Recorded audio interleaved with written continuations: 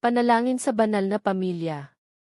Sa ngalan ng Diyos Ama, at ng Diyos Anak, at ng Diyos Espiritu Santo. Amen. Jesus, Maria at Jose.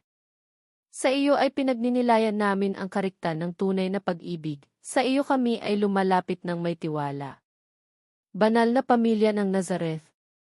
Ipagkaloob mo na ang aming mga pamilya rin ay maging mga lugar ng komunyon at panalangin, mga tunay na paaralan ng Ebanghelyo.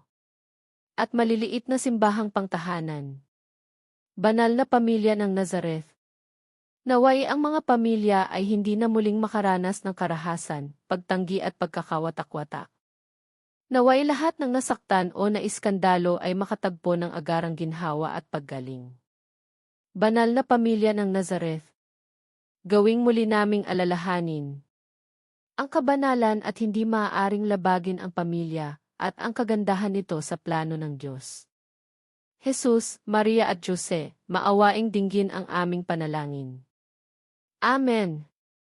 Sa ngalan ng Diyos Ama, at ng Diyos Anak, at ng Diyos Espiritu Santo. Amen.